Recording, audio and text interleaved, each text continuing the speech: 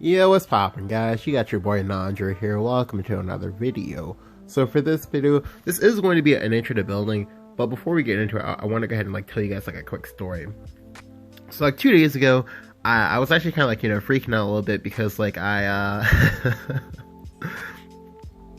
because as you may or may not know, for those of you who watch a lot of my videos, I don't actually get that many views per video. I mean, recently I got a huge boon in views, but usually I don't. And so I was kind of brainstorming with our friends, trying to figure out exactly what it was that maybe I was doing something wrong, or maybe I needed to do something more.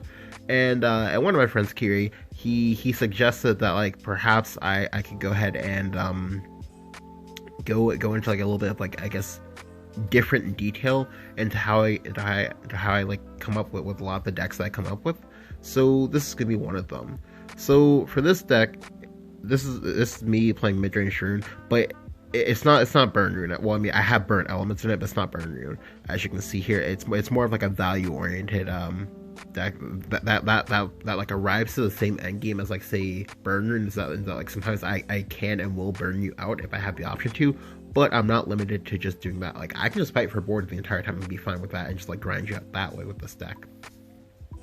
But in order to understand this deck, you have to understand the deck that I made before this, as well as my motivation for why I would even want to make something in Rune in the first place. So a few days ago, I mentioned that I don't have 500 wins on Runecraft yet. As you can see, for my profile, I mainly play Dragon, and as a result, I have a lot of Dragon games, but I don't really have games on anything else. At least in ranked. In unranked, I've played every single craft except Forest Craft extensively.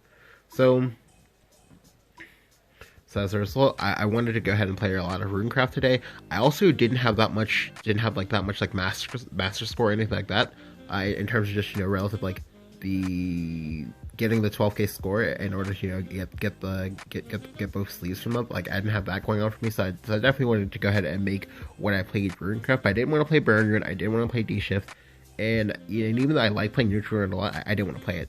So what I did want to do though is I did want to go ahead and play a lot of the things that I like to play. So as you know, as people constantly meme about, I tend to play things that are dragon-like, but not actually dragon sometimes. So for example, most Saha type decks. And a while ago, when I was playing with my boy Sisney, it was actually on his stream. A lot of people were memeing, and they thought I was actually playing Saha Dirt. Now I hadn't actually played it, but I figured, okay, let me go ahead and try to build it, and so I did. I went ahead and built Saha Dirt. I won a lot of games, but I didn't. But as I was playing, I never really felt satisfied with it, just because there's a lot of brick potential here. I'm only playing 6 creature 2-drops. I had the Golem Assault, which the Golem Assault feels kind of awkward to play because you never get you just never get the chance to play it if you don't play it on curve. And then I also have the top end late game, but all of it felt kind of cumbersome when I was playing. And yeah, when you're playing a deck, it's very, very important take notes of what's going wrong and what you can do to improve. So ultimately, I was okay, let me go scrap this idea. But there were some takeaways that I had from when I was playing it, think parts that I liked, which I wanted to go ahead and incorporate in the next deck that I made. So we'll go ahead and we'll see that. Alright, so ignore the deck name. I only titled it this just because it's one of the stranger looking decks that I've made. I mean, granted, a lot of decks I make probably look really, really strange on paper. But anyway, let's go ahead and go down the cards, and we'll just go and talk about why I have them in the deck. So 3 Witch's Cauldron. When I was playing the other deck, I only had 2 Witch's Cauldron, but I really, really felt it in my sigils sometimes, and I just wouldn't have all the sigils I need, because you do use a lot of sigils, but because I wasn't playing Magic Illusionist, I didn't think I would need to use that many. But no, you actually kind of do. So it's really important to just have the Witch's Cauldron in here. So this way you just you lower your deck size to 34 cards in conjunction with the Star Series Telescope, which we'll go ahead and talk about next. So Starseer's Telescope, this one, it's a really cool card. I mean, like, I already knew it was going to be a really great card, just because, like, it's essentially an Upstart Goblin. If you don't know what Upstart Goblin is, it's a card that used to be very, very highly valued in Yu-Gi-Oh! Just because, like, when you make your deck size smaller, that actually does mean something. Like, it makes all of your top decks infinitely better, and that's always a good spot where you're going to be. Like, the other thing is that, like, because it's dual modo, and that you can go ahead and you can just, like, you know, play it on one if you need to for the sigil, or you can go ahead and hold it and use it for a draw later. That gives a lot of flexibility, a lot of utility, and that's very, very powerful. 3 Levi. So Levi has been like a mainstay in Dirt for the longest time. It's not as mainstay. Well, it's not as mainstay in other Runecraft decks right now, but it's definitely mainstay in Dirt, just because, like, you do really want a strong swing card Evo, and Levi is generally your swing card Evo. 3 Dwarf Alchemist. It would not be Dirt Rune if you didn't have Dwarf Alchemist in here. Dwarf Alchemist is just, like, really insane, just because, like, he essentially gives you back 1 mana, because, like, he's 2 mana himself for you know, like, for his premium stat line. They also get the sigil. Now, getting the sigil is actually very important. Is very, very important. Now, it doesn't quite come to your hand. It doesn't quite come to the board, but it comes to your hand, which gives a lot of flexibility in how you can play it, because you can use that to set up like mini combos with Carl, which is actually very, very important. Additionally, there's also the evolve effect, which is evolve, put a random card with Earthray in your deck. You have so many different targets to grab. You have Professor, Master Mage, Halo Golem, Veteran Alchemist, Junos, Elder Mage, Red Hot Ritual. I believe you can search out Red Hot Ritual, I believe. Oh, no. You can't. You can also search out Starseers as well, which is very, very powerful. Like, it gets a lot of flexibility, so it's definitely like a 3-up, just because, like, in the event where you, like, don't evolve, you just, like, play it for tempo, and that's fine. 3 Stella. So the Stella one is big. This one is something that, like, I incorporated from, like, my Saha neutral rune. Just because, like, I find that, like, a lot of games where like the Stella gives you, like, multiple cards, you probably win those games, because one, if your opponent can remove the Stella, which they usually will in fact remove it if they have the opportunity to do so, it usually shows a sign of weakness, which means that you are in fact inherently winning. Now, for the Stella, the reason why I liked it was because, like, versus aggro, your aggro opponent might actually make the mistake and might actually choose to trade into that. If they make the trade for you, that's great. That's amazing. I will take that any day of the week. Thank you. Like, you go ahead and trade your 2/2 into this. Do it, please. Thank you. Additionally, in the games where they don't do it, but say for example you're going first, you can go ahead and grab Star Phoenix off of it. If you get Star Phoenix off of this, and you just have to go ahead and just, like, have the Star Phoenix trade into their 2-drop, and then possibly have like another 1 in 5 to get another Star Phoenix, you probably win that game, because your opponent's just, like, they're losing too much tempo, and that's not good for them. 3 Red Hot Ritual. So I'm not, like, inherently aggressive. So I do in fact need removals, just because, like, I'm usually gonna be the person making a lot of the trades early on, and then later on it's gonna be my opponent who has to make trades into me. But I want to be sure that, like, I can go ahead and, like, have removal for like slightly, like, bigger or, like, wider boards. This also helps for the Dirt Room Mirror, just because if they have Magic Illusionist, you need to be able to clear that Magic Illusionist on turn 4 if you're going second, or maybe say turn 5 if you're going first. 1 Runic Guardian. So to be honest with you, the Runic Guardian is only in here because, one, I have an animated one. Well, actually, that's actually the entire reason. Actually, it's literally just because I have an animated one. So I haven't actually gotten to cast this on curve, partially because, you know, I only play one. But like the game where I did in fact get to cast it on curve, that game felt, like, very, very good, just because, like, what happened in that game was I was versus Dragon, and, like, turn 4 I had 4 creatures in play. He couldn't remove any of the creatures, and I just, like, won. Like he just got bodied. So definitely go ahead and feel free to add if you like, or don't add if you don't want to. It's fine. 3 Carl. So to be honest with you, Carl has been super MVP for like the games I've been playing with this deck. Granted, because I've been queuing into a lot of aggro, and Carl versus aggro is very, very strong, because, like, if for some reason they like ignore the Carl, you can go ahead and combo off the Carl with Starseer's Telescope.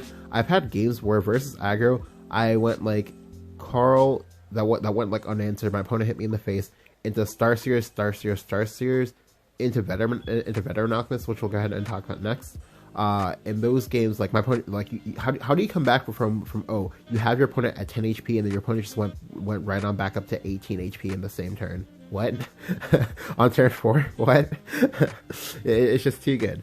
And in the games where your opponent's like coerced to like want to trade or use a removal spell for you, that's good. That's good because like it uses removal that they would like to use on other parts of your deck that they don't quite know yet that they want to use, such as like for example,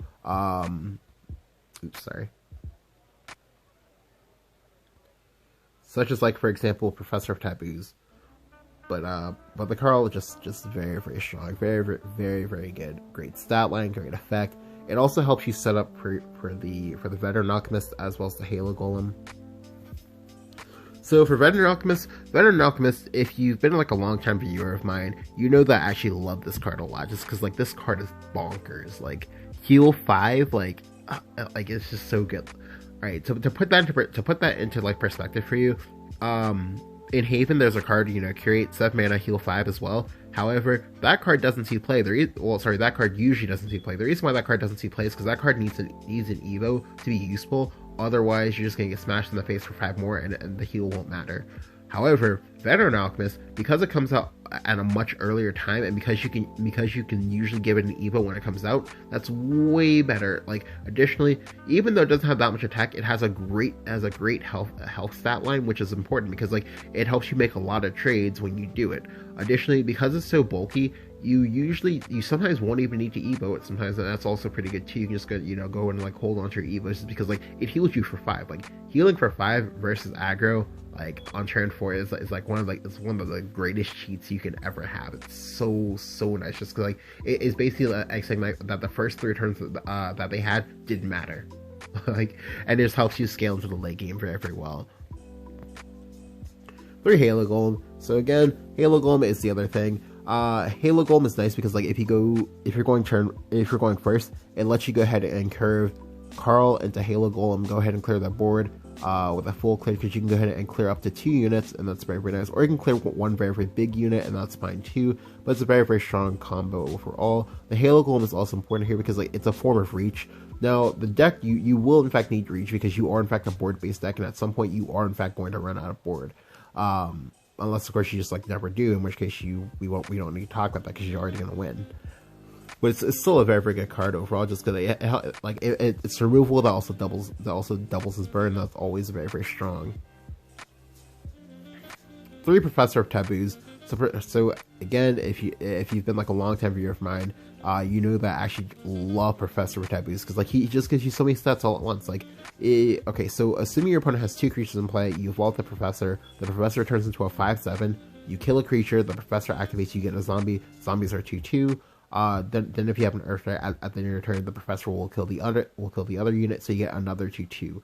So you effectively get 9/11 worth of stats. That's gross. Like on turn 6, that's gross. You get 9/11 worth of stats. You full clear the board. It's one of the best swing cards that you can have on turn 6. It's just truly just amazing. If your opponent only plays 1 unit, that's even better because now you get to hold Evos or something else, and that's always very, very good. Like the other big thing about this is that due to his effect, he's a must answer card for your opponent. Like if they don't answer the card, it's usually because they can't, and if they don't, you're going to win those games because like he's just going to keep removing your opponent's board. It's like an army of one sort of card. It just like helps you turn the corner very, very fast. 3 Master Mage Levi. So Master Mage Levi is very, very core. The reason why is because like it helps you race aggro. It also helps you defeat aggro in the event where like it's a kind of close game. Like if you get to go like the Veteran Alchemist thing that I mentioned earlier, and to say like Sigil on 5 into Master Mage Levi on 6, you're probably winning that game unless they have like double like Razor Claw or something like that in order to kill you.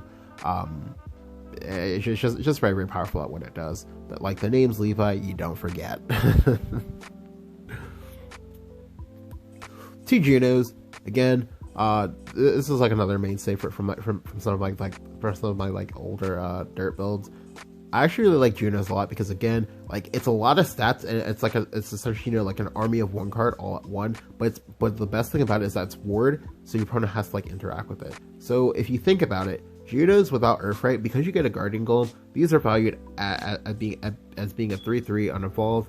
Because you get 3 of those, for 7 mana, you essentially get to play a 9/9, except it's going to be across 3 bodies, which is always good because like it makes removal worse, and they're all wards, so your opponent has to interact with it. Additionally, if you have the Earthright to proc it, you get the Guardian Golem. You get 1 Guardian Golem immediately, and then you get another one at the end of your turn. So you get a 6/6 up front, and then you get 2 more 3/3s later for a 12/12 worth of stats, again with ward. I cannot stress it. I cannot stress just how valuable the ward is, because that means your opponent has to interact with it, and because you get so many at once, it means that a lot of times, because your opponent has to like slog through all that, like it's really, really difficult to slog through Junos, Master Mage, and Professor of Taboos. It's just so hard to do that unless you're like a non-board based class. Like for example, unless you're like Dragon, you're going to have like a bad time.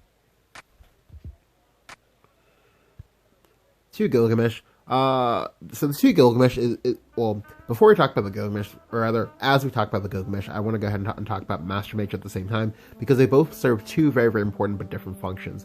They both serve as like your finishers, as well as the fact that they both serve very, very two different purposes. So for the Gilgamesh is good in the games in which you already have like a pre-existing board, and you need to just, you know, be able to like turn the corner very, very fast and just like, you know, start racing your opponent. Like for example, if you have like say 3 creatures in play, but you're at like say 8 or something like that, well, if you have the 3 creatures and you have the Gilgamesh, you're probably pushing like 11 damage, and that's very, very fast, because like you just like equalize the game very, very quickly. Gilgamesh is also good because like it doesn't need a sigil, unlike say Elder Mage, who does need a sigil in order to get to go face, and that's very, very big. However, where Gilgamesh falls off but Elder Mage succeeds is that Elder Mage gives you a board if you need it in a pinch, in order to, you know, start like setting up to go face. And also Elder Mage, because you get 2 bodies, you actually get more stats. And in the case where you like need to punch through a ward, Elder Mage can actually let you punch through the ward and still get to go face. Like say for example, your opponent has say a 5/5 ward, you can go Elder Mage, evolve the Elder Mage itself, and then have the Windblast Dragon go face. That's pretty good. That's pretty cool. Yeah. So because they both serve two different purposes, I decided I was going to go ahead and, you know, include both of them. Now you don't have to play either of them if you don't want to. You can just do maybe say do like a 2-1 split, or say like a 3-0 split, or maybe say even a 3-0 split or a 2-1 split. But I do definitely think they do need some number of copies of these, because again, if you're only making boards or whatever, you can't actually threaten your opponent if your opponent just has a bunch of wave clear. Like if your opponent has wave clear, then they just kind of, you know, stymie your progress. You can't actually get anything going, and even if you do eventually manage to make a board, you don't have you know, any like punch behind it in order to make it like threatening. The Elder Mage and the Gilgamesh, these are your punch cards. These are the, oh, you didn't clear my board, well, time to eat 1 billion damage. And they're very, very powerful. So the last card for here is Loki. So to be honest with you, the Loki, I literally only threw it in here because I only own like 1 copy of this. This I guess would be like one of those like, I guess, juju magic type things that people that like weird like deck builders like myself sometimes come up with. You do not need to play the Loki at all whatsoever. In my 15 games of this deck, I have never ever once been in a situation where I could like reliably play the Loki. However, if you are a madman and you do want to play the Loki, here are the cards that you can combo the Loki with. Windblast Dragon to go ahead and, you know, the Elder Mage should go ahead and get a 2nd dragon, or if you have 2 sigils in play, you'll get 2 Windblast Dragons and be able to go face for 10. Nice. Professor of Taboos, he'll go ahead and he'll trigger the end of turn effect twice. So this one's kind of cool because it means that like in the event where you don't have evos for your Professor of Taboos, late game it means that you can go ahead and clear up 2 targets, get the 2 tokens immediately, and that's very, very feels good.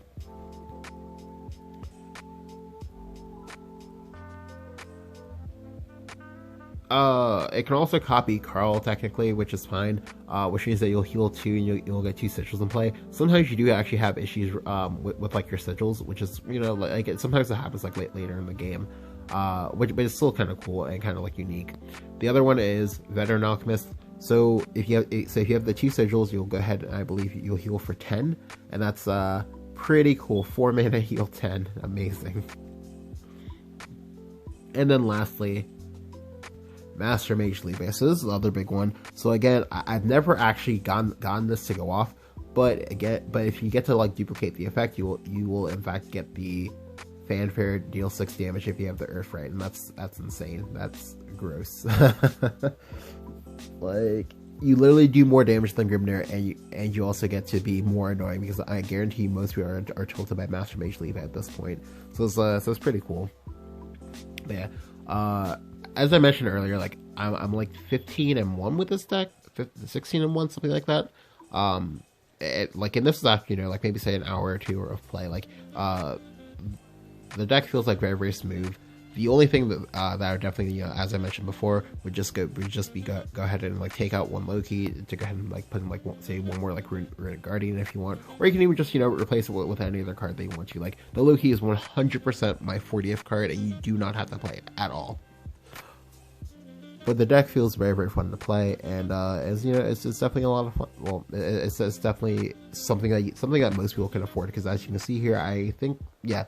I'm only using 3 legends and I guess the Loki, but like I'm only realistically using 3 legends. You don't even have to play the cells if you don't want to either. Probably, you can probably just go ahead and like play 2 Stella if you have that. If you don't have all 3, but it definitely feels a lot better with the 3rd Stella. And after you get to that point, it's just a whole bunch of golds. But it's like golds they should probably already have, because they're just good to have, which is important. Like Master Mage Levi, Young Levi, and Professor Taboos, those are all, in my opinion, like good cards to have. Bam. If you enjoyed the video, go and leave a like, go ahead and subscribe, and if you haven't, let me know what you think about like mid-range dirt down in the comments below. Thank you guys for watching.